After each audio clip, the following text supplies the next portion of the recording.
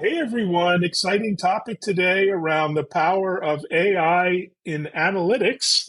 An interesting topic for us tech geeks. Ariel with Sisense, how are you? Good, good. I'm doing great, and thanks for having me today. Well, thanks for being here. Really intrigued by your mission at Sisense and your personal biography. Maybe let's start with that. Tell us about your journey from Microsoft, 20 plus years, to becoming the CEO at Sisense. Yes, definitely a long journey at Microsoft and a very unique one to Sisense. I've been with Microsoft for 21 years, starting from being a developer somewhere back late in the 90s, and then growing the company to both engineering product roles. Later on, I took some executive roles like running Windows Defender. And then in the last, I would say 7, 8 years, I took more of business analytics and business intelligence related product roles, being one of the fathers of Power BI, one of the great successes, SaaS stories, enterprise SaaS stories of Microsoft. So very proud to be the first 4 years of that journey, and later also running Dynamics 365 sales, making that an intelligent service for sellers and CRM. So definitely a very long and fulfilling career. At some point in my life, I thought that it would be interesting and rewarding also to get some more of a startup experience. That brought me eventually to Sisense, which is in the same analytics space. So from a domain perspective, that was a domain that I was very well versed on, and I saw a lot of potential with what Sisense is doing in the sense of embedded analytics. And I thought that there is so much future ahead of it. So I joined about 2 years ago as the CPO of the company, and about a year ago I was offered to take the CEO role, and that's what I'm doing since.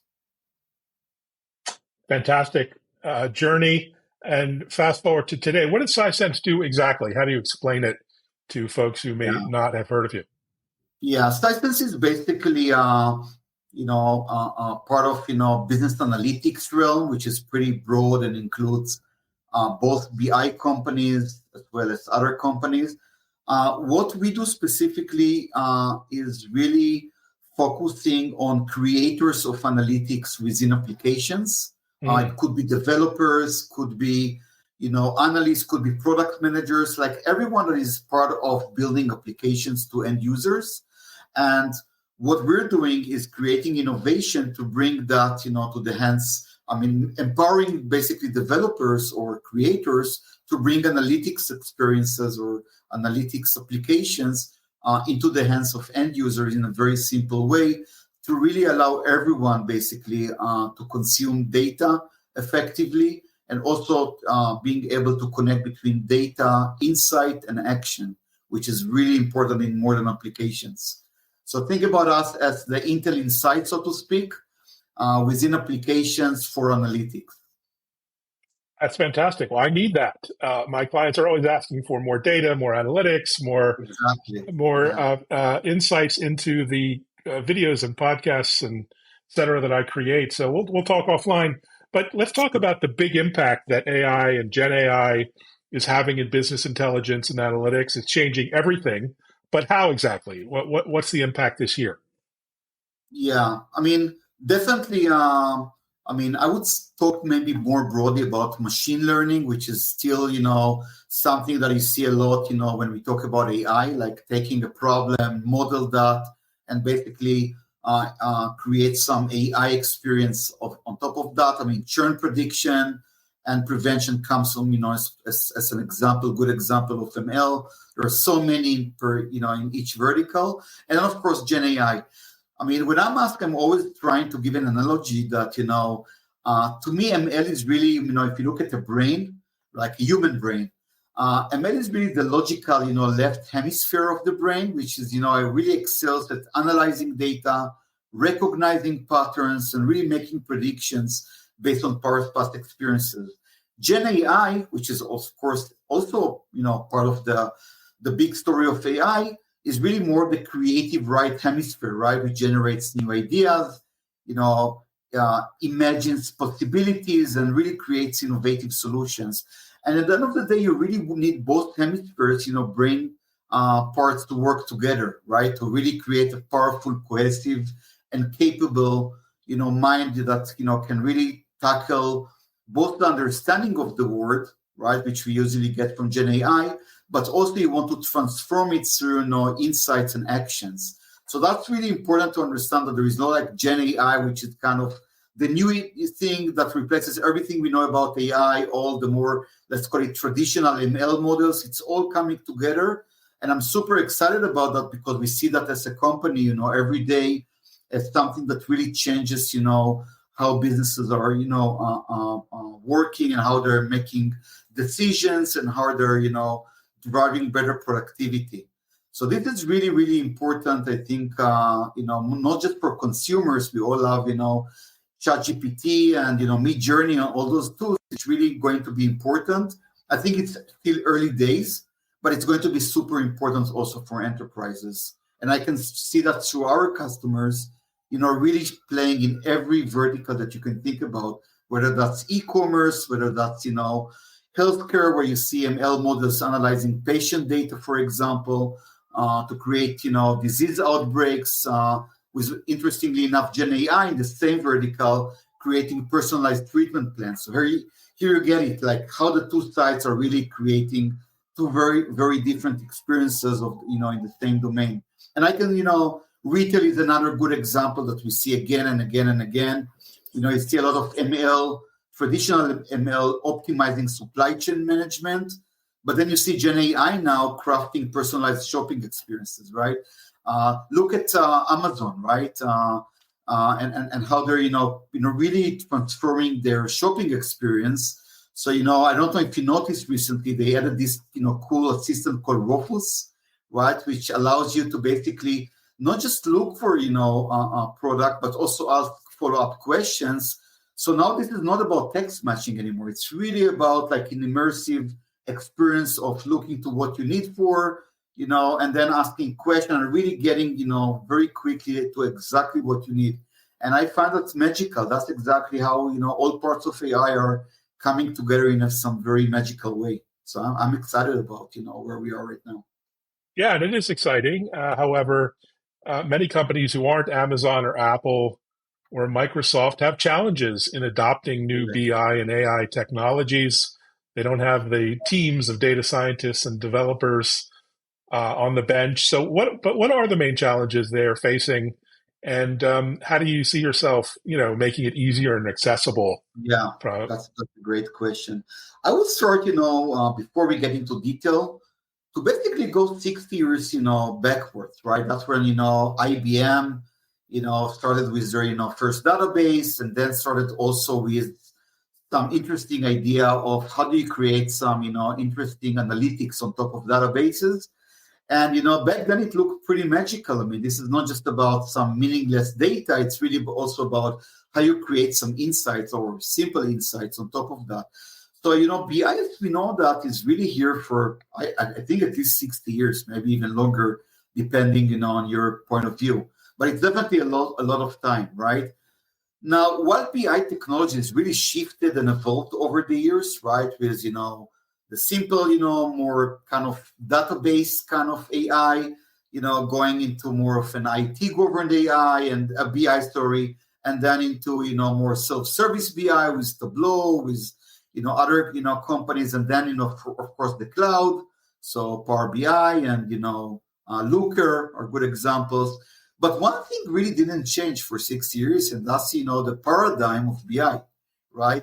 And this is really, at the end of the day, very simple. It's about how you get, like visual face to data through what is called usually dashboards and reports, right? So you get some, visual view, could look like a pie chart, combined maybe with some histogram or whatever. You get, to start to kind of, interact with your data, maybe ask some questions, but it's really about the drill in, drill out, right? Kind of an experience. You're trying to get to, from a more holistic view of something, all the way to what you think could be, the root cause of, a problem or an opportunity or whatever. And then, you start, to try to find a solution. That's a very, it could have, I think in the 90s, it made all the sense in the world. But I think that the paradigm is really, especially you asked me about Gen AI, right? About how people are talking with data. And I can tell you, part of our customers are really, really not, let's call it data literate, right? One company, just to give an example, my end user, not the customer, but his customer, which are the end users, are truck drivers, right? So they're using, the vendor software to basically get, route for, delivery of, some goods or repair or whatever. And they don't really go and care about dashboards or reports, as you can imagine, right? That's pretty complex. So I would say this is like one of the biggest, I think, challenges as you think about how do you make BI more kind of, standard, more, present in organization. Gartner, a few years ago talked about how, organization, even the more kind of modern organization, if you look at information workers, only about 20 to 25% really benefit from BI. And you have to ask yourself, like, why? And, when they started to get, into the root causes, one of them was exactly that. Like, it's really hard to consume that. You want to get to the root cause without going through, filters or, slicers or, kind of poking with some, strange visuals on your screen. You want to go very deep from here's the problem I'm having, or here's the hypothesis, and I want to go all the way down to, the root causes or the key drivers.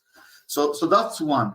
I think the other one is really about where should BI live. And again, that goes back to that kind of, I think paradigm that is starting to get in, basically blocking our, progress forward, because at the end of the day, people don't like dashboards. They really want to be able to interact with data in the context of their work. So, and I learned that, I told you in the beginning, I worked on CRM, right? CRM, you have this, you probably remember this, like 90s, kind of, look and feel of what I call. Yes, I still have PTSD and flashbacks from that. Yes. PTSD, exactly. So it's a lot about forms over data. It's a lot about mindset that my manager wants to know, how I'm progressing with, my leads and how I'm qualifying, and so on and so forth. Instead of doing, work in the context of where I live. And where I live is, on collaboration, like Teams or, Zoom or, whatever. And I have a lot of email, which is both a collaboration, but also source of data, because I can actually get a lot of valuable signals by just looking at, that data. Think about LinkedIn, right? Now owned by Microsoft. How much amazing, networking related data you can just get from that. So what if I could bring all the data together into one cohesive, knowledge source? And then what if I could also bring experiences into, what I'm doing right now, as opposed to I'm abandoning everything I'm doing and then context switching to some, quirky, UI that I need to do something with. So I think that makes all the change in the world. And what we learned here at Sisense, and that's why I'm personally super excited to be here, the more we can really get into the context of the application, the more analytics will be just part of the application versus an add-on or kind of a bolt-on experience from the top, and just feel part of the application that pops whenever you need to ask something. Then everything is changing, and all of a sudden I love analytics as an end user because it just helped me to do my job better. And I love analytics as a vendor because it's not like a premium, isolated, detached, kind of a module on top of my core, action, or operational module. It's now just part of, what I'm doing. And actually it allows me to get, more innovation or faster innovation and more, revenues at the end of the day. So the whole perspective about analytics being from a more an optional premium kind of a module to just be part of what I'm doing, and really connecting data, insights, and operation or action, that makes all the change in the world. And what we believe fundamentally here at Sisense, that modern applications are going to be composite, right? Basically, they have modules of either data, insight, or action, and then ways to bring them, tightly together, so it doesn't feel like you're kind of bringing something from the top. So that's number two. And number three, and the last one, is the creators. At the end of the day, your output or outcomes of analytics is as good as how easy it is to create them, right? Now, creating a dashboard is easy, but we already said, or I said previously, that this suffers from the old paradigm that needs to be changed, right? So maybe dashboard is not the kind of default experience going forward. So then, developer asks themselves, so how do I create that? So the one way that everyone is using, today, BI to get them to applications is called embedded BI. It's usually a very simplistic iframe, driven way to just, bring BI from the top. It doesn't really look like the rest of your application. If you saw that, in the past, it looks different. It looks like a bolt-on. It suffers from security problems. It suffers from, not being aware of the host applications. So there is no really conversation happening or context building between, the host and your BI. And then it just becomes, foreign. What we're doing in Sisense, that's what, our, mission in life is to make that just part of, the development lifecycle. So we're trying to take away everything that we can in terms of hurdles from the developer that is not, necessarily a data, guru, to really build in a very simple and democratic way, those experiences, so every developer can build that into application. So those are the three things that we're really trying to, fix fundamentally and innovate with. Fantastic. And I'm just looking at your website here, really, interesting customers and partners and Yes. some amazing screenshots here. Tell us about some of the minefields that you're helping navigate, because there are ethical issues behind, some of the AI tools. There's privacy and data protection requirements. How do you think of all those things behind the scenes? Yeah, if you look at those minefield, I would basically talk about two categories. One category is really about, is that even helping? Forget privacy. I don't care about privacy. Is that really helping me? Is that making the job? I keep hearing about hallucinations everywhere. Now, that could be a fun thing, when it kind of, gets into a teenager mode. When I'm asking a question as a consumer, it can cost me with my job if I'm actually taking that blindly and just presenting my boss, what are the key churn drivers? And he looks at me and said, you don't even know what you're talking about because the data says otherwise. And then, obviously you stop, really trusting that. So I would say that's the number one thing that is really, at the forefront of every kind of AI installation or AI deployment that I talk with customers. Sure that this is helpful. And the way that we're trying to solve that, this is actually a real concern. This is not something you can fix with slides. You have to fix that with a product. The way we're doing that, and the reason why companies like Sisense are actually in a really good spot to really solve that, is because we have one of these, magic, like the secret sauce, right, that we're having here, which is really what we call the semantic model. And without really going into that, that's a pretty deep topic, and we don't have time right now for that. Think about that as a layer, basically, that is built by a BI, software that is really abstracting data to analytical queries. So it has all the, the business terms that you're using, and then it translates that to your data artifacts. So when I ask about, who are my top, customers, it's really understand what customer means, right? So it can actually drive the right query, into the data. So the reason why this is so important, because that's also almost a dictionary, plus, like a system of truth, basically, that says what are the relationship between all your entities, and what are the facts? What is like the universal truths about your data? Now, once you have that, you can now start to combine between going to the word to ask a question, but really grounding that with your, those entities and the semantic model, understanding of your actual, ground truths of your enterprise. And when you bring them together in some, innovative way, and that's obviously what we're doing here at Sisense, then you get like a grounding truth and also a better explainability why I'm answering the way I'm answering. So this is really, really important from a trust perspective. Okay, so that's one. But you asked me about privacy, right?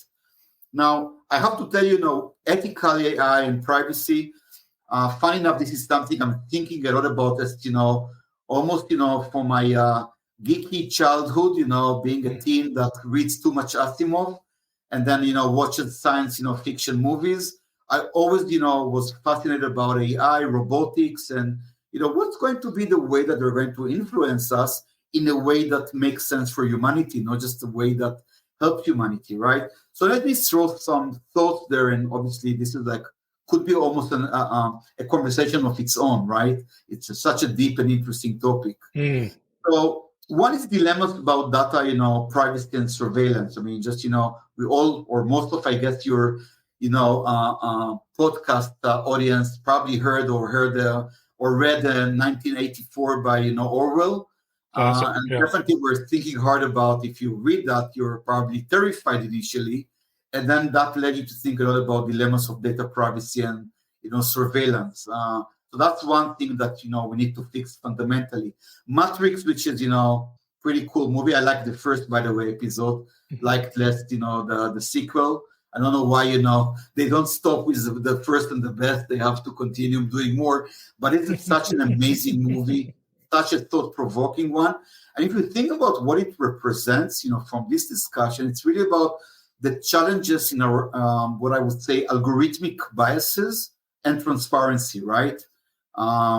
You have this, for example, the hidden nature, right, of metrics that represent what's called the black box problem in AI, right, where you have decision-making processes of AI systems are really opaque, right? You don't really know how the machines behave and how they think and how, and so it's really hard to understand how should I behave to really, satisfy them.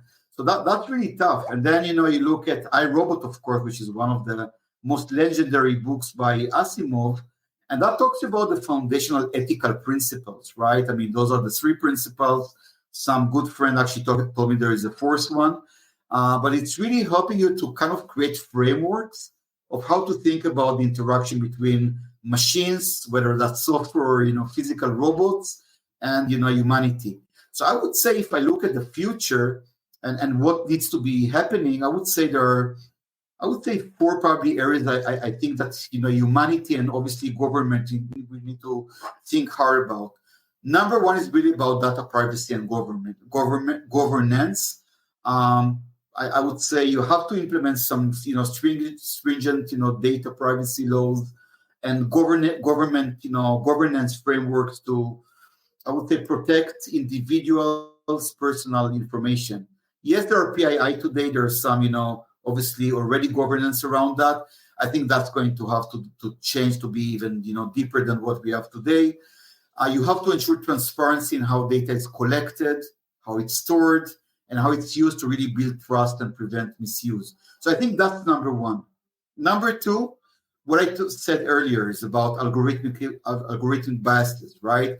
So this is really about developing, regularly, maybe audit systems and using diverse and representative data sets to minimize biases as much as possible. We heard about Google and some of their famous biases, in how they kind of label pictures and make some, build some of their model. It's a big deal. Of course, you have to ensure fairness here and prevent, AI from being perpetuating existing inequalities. Number three is transparency and explainability. I think we touched already on that when I talked a bit about some of the challenges that we as Sisense are dealing with. And I think you have to probably look at LLMs, but also about enterprise, kind of universal truths and see how you bring them together. I think that's the only way to really make sure that you get both explainability and also avoid hallucinations in those use cases. And the last and, maybe even definitely not the least, maybe the most important one is ethical frameworks and oversight, right? You really have to adopt ethical frameworks like, the Asimov's 3 laws of robotics. I'm not saying that's holds 100% from today, but what I like about it, it's a framework that is easy now to judge whether a behavior makes sense or not. And I don't think that today, if you look at, OpenAI and all those LLMs and the conversation that they provoke, you don't really understand what is the framework, like what is good enough AI, right? What is like, everyone, is talking about, like the ultimate AI, which is going to be like a human, grade AI. How are we going to really, apply that in a way that is ethical, right, for humanity? And I think, everyone talked about it, but I never saw anyone suggesting a framework. So I hope that one of those LLMs or maybe one of the big, companies like Microsoft or Google will come with that framework. But I think that the world is really missing that right now. So to me, this is for kind of top of mind things, but this is so fascinating, and I really look forward to see that evolving. A really great insight. So much useful thinking there. Back to Sisense, you have so many amazing partners and customers. Yes. Just looking on your website, I don't want you to ask to pick a favorite child or anything, but maybe you can share some success stories where, someone either in a software industry or outside of software maybe used AI and analytics to innovate. So I have 1,500 children, just so you know. So I'm pretty proud and busy dad. So let's see if I can maybe talk about categories more than just, individual companies. And I can give some examples if you're interested. One of the cool things about this, I think I said initially, we're kind of an Intel inside. So you're powering so many kind of diverse experiences, right? Because you're basically powering, so many different type of verticals and applications going through, digital transformation with, AI, and AI and BI. So it's really cool to see, how many kind of diverse things that you're actually powering. So a few examples. Let's start with, sports and analytics, or sports, and athletics. How analytics is part of that, right? USA Swimming. I'm sure that you heard about that. The national governing body for sports of swimming in the United States, right? They use Sisense to provide interactive analytics to their members. So the partnership that we're having with them allows athletes and coaches as well to analyze performance data, more effectively, improving training and competition. So here is what I'm proud about, right? USA Swimming, as you can imagine, Evan, doesn't have obviously the same, budget like NBA or NFL or, what have you. Now, NBA and NFL can have armies of those analysts and really get to the, most kind of, intimate small detail that helps you to get, 1% better. But what about the long tail of all those, organizations like USA Swimming? And how can we really support, athletes throughout the spectrum, and, with different, varying budgets to really be at their best? And that's, I think, where you see analytics, and Sisense coming, beyond the just, the 1, 2, 3, top players there. So that's actually a very good example that shows you that there is always such a long tail for every industry, when you think about the 1, 2, 3, top leading companies. And that's where we really have both, business influence, but also, influence in terms of getting people better. So it really makes me feel good, starting my day thinking that I'm helping such organization. From there, let's move, to completely different realm. So NASA, right? Aerospace and research, right?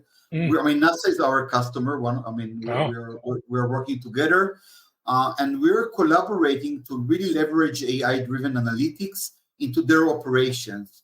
And you can understand that as their way of building, the next, spacecrafts or, whatever they're building there. Obviously, I don't know exactly what they're doing at every point of time, but this is really so cool to understand that they're using our embedding into their, own system. So here is an example of how you basically take, a big system that you're using maybe to design something or to build something, or maybe even, manage they have a pretty complex, supply chain, as you can imagine. And then, use AI and our analytics to really form, better their decisions and eventually their actions. So here's another, interesting example.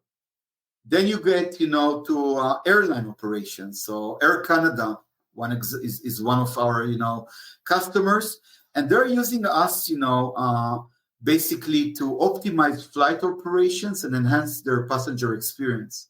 So basically, whenever there is like a flight brief before, on the ground, before they get to the aircraft, the flight attendants, the pilots, everyone is huddling through our, dashboards and analytics to talk about things like, weather, safety instructions, what's going to be the journey to destination and what to expect.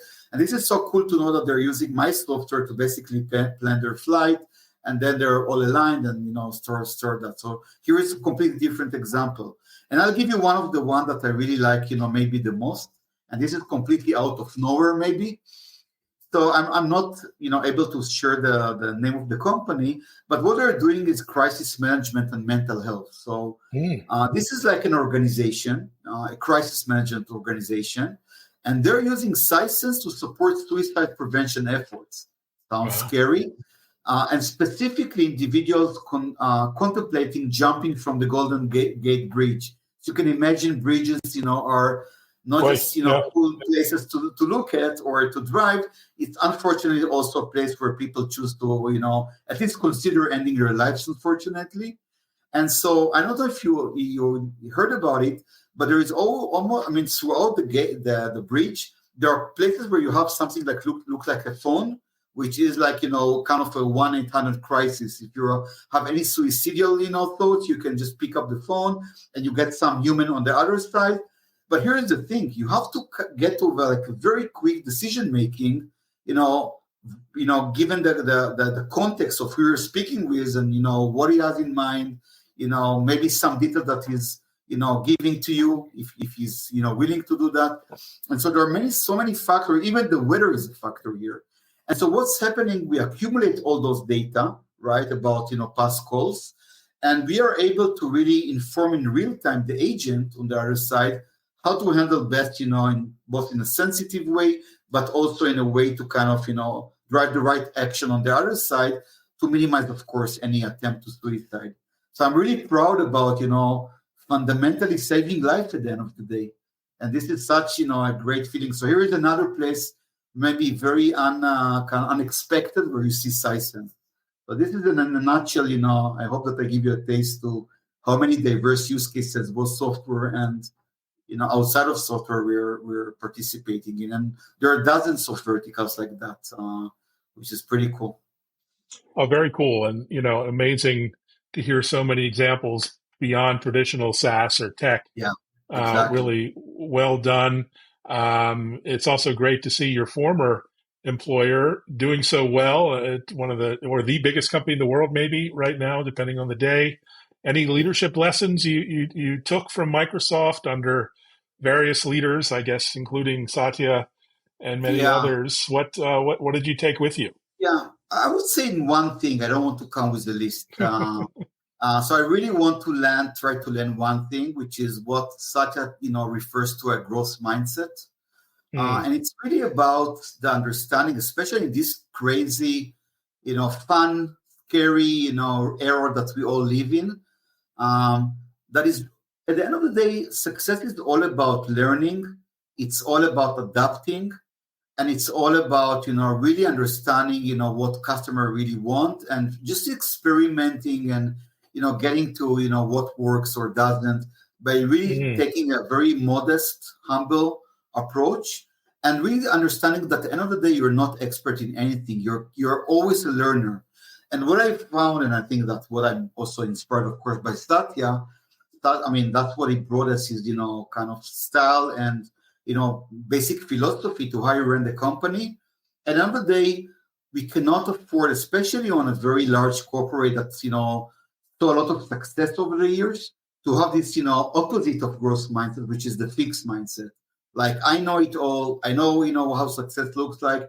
That's the result when you read, books like The Innovator Dilemma, that shows how the most amazing companies on earth, stumbled and went out of business.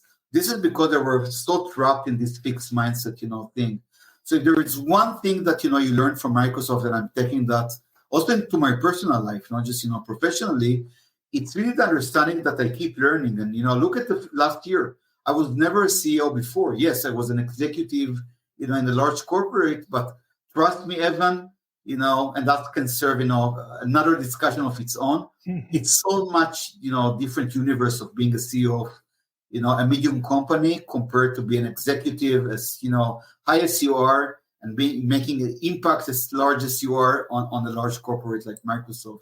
There's one thing I really want to, your listeners today to kind of bring home. This is really the growth mindset thing, and really be open, humble, hungry, and really focus on learning, because we learn every day, and that's how we succeed. Well, that's a mic drop moment. So at that point, I'll just say thanks for being here. Really insightful and informative chat, and congrats on all the amazing work you're doing. Onwards and upwards. Yeah, thank you very much. And again, thank you so much for hosting me, and I really enjoyed this conversation, Evan. Thanks so much, Ariel. Thanks, everyone, for watching. Take care. Bye-bye.